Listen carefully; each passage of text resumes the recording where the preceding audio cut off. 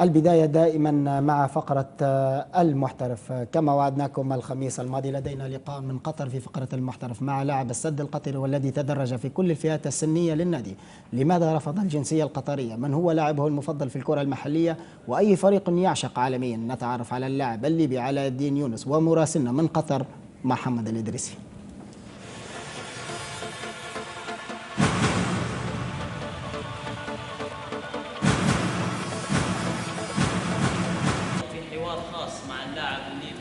الصغير علاء الدين يونس لاعب السد القطري. اهلا بك اخوي علاء. شكرا لك اخوي محمد وشكرا على الاستضافه.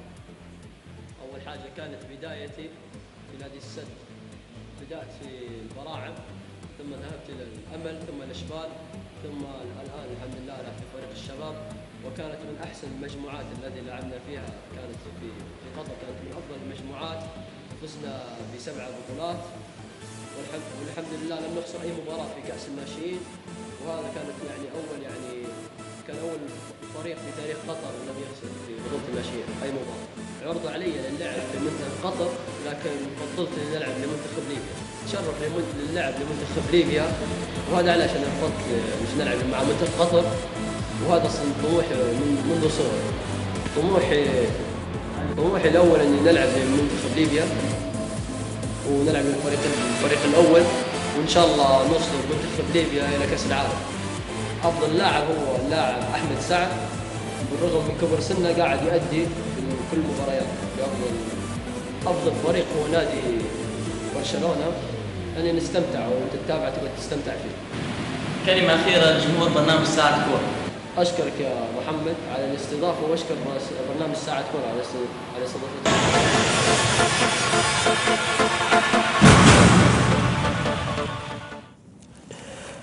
طبعا مشكور مراسلنا محمد الإدريسي من قطر، هو اللي قام بمحاورة اللاعب علاء الدين يونس لاعب السد القطري. أسامة، نفس المشكلة اللي تعترض دائما اللاعبين المحترفين في الخارج، لاعب آخر تعرض عليه الجنسية، الآن الجنسية القطرية على رفض الجنسية القطرية ويتمنى يلعب مع المنتخب الليبي، ومن خلال لقطات يبان أنه هو لاعب موهوب.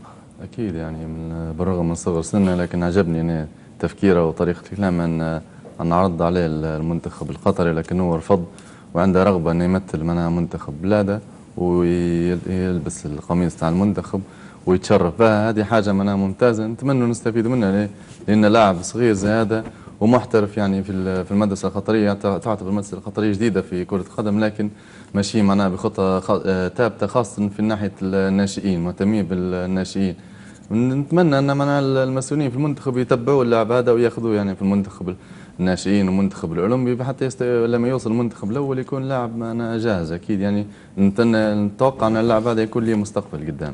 هم لما كان في فئة الناشئين يعني حقق 6 بطولات مع فريق السد، وقال لك لأول مرة تحدث في كرة القدم القطرية، إنجاز يعتبر لي هو والزملاء، نفس المجموعة طبعا من الناشئين إلى البراعم، ثم تدرج إلى الأشبال، ثم إلى الوسط، الآن في فريق الرديف فريق السد القطري. يعني نقدر نقوله يعني لاعب يعتبر شبه جاهز بدنيا، لاعب يعني تعلم كرة القدم من الناشئين. يعني فرصة نحن نتعرفوا كل مرة على لاعب محترف، نعرفوا المسؤولين اللي بين على اللاعبين المحترفين، نستفيدوا منهم في الاستحقاقات القادمة. أسامة، أكيد يعني عندنا احنا ديما نتكلموا على كأس أفريقيا 2017 اللي بتكون في ليبيا. لازم من توا نهتموا بمنتخب يعني يكون متوسط العمارة نتاع متوسط وصغير حتى يوصل ل 2017 نكونوا جاهزين، لأن في بلادنا مفروض أن احنا أقل شيء يعني نوصل للمباراة النهائية. وهذه اللاعبين زي ما احنا برنامجنا كل أسبوع نلاحظ أنه نحصل في لاعب محترف برا ويلعب في فريق رسمي زي ما قلت انت، هذا مخدوم صح من البراعم والاشبال والوصل الان لفريق الرديف في فريق السد القطري.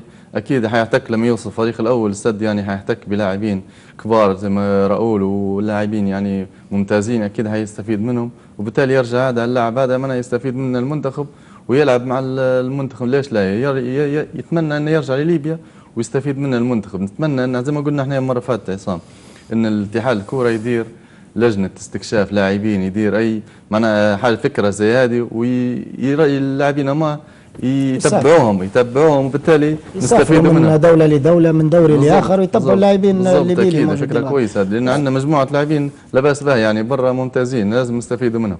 والباني من خلال اللقطات بان انه هو يعني يمتلك اكيد الفنيات. اكيد يعني نتوقع انه مشروع لاعب ممتاز، واكيد لما يستمر ويحترف ليش لا يحترف حتى في اوروبا يعني، وبالتالي يستفيد من المنتخب. خصوصا انه يعني ما دام عرضوا عليه الجنسيه القطريه انه هو لاعب يقدر يقدم الاضافه للمنتخب القطري. اكيد اكيد يعني اكيد. احنا ما نبوش يعني يضيع منا لاعب زي هذا ولاعب اخر يعني ليبي، ماذا بينا احنا كل الليبيين اللي محترفين برا نستفيدوا منهم. بالضبط، وما دام عنده هو الرغبه انه يرجع لليبيا ويمثل ليبيا، نتمنى ان المسؤولين يهتموا به اللاعب هذا ويستدعوه حتى المنتخب الاولمبي، مش لازم المنتخب الاول، ويشوفوا امكانياته وبالتالي يستفيدوا منه حتى في المنتخب الاول في الفتره القادمه. ونتمنى هذه رساله نوجهها من هذا المنبر لكل المسؤولين على الرياضه الليبيه، وخصوصا اتحاد الليبي لكره القدم، انهم يراقبوا اللاعبين المحترفين في الخارج، يشكلوا لجنه، اللجنه هذه تراقب اللاعبين في كل الدوريات، معلش تنتقل من بلاد لاخرى من دوري لاخر، ونراقب اللاعبين ما حتى نستفيدوا منهم بصراحه،